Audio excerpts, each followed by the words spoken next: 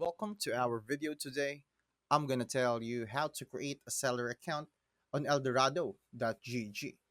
First, go to the eldorado.gg website and hover over the sell button at the top, then click Start Selling.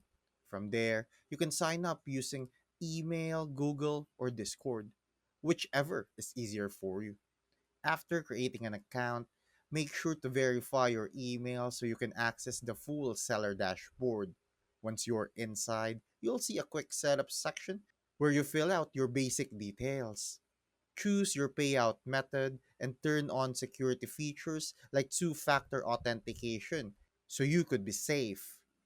After that, you can start adding your products, whether it's in game gold, items, accounts, or boosting services. Just choose the game you want to sell in, set your pricing, and complete the listing information.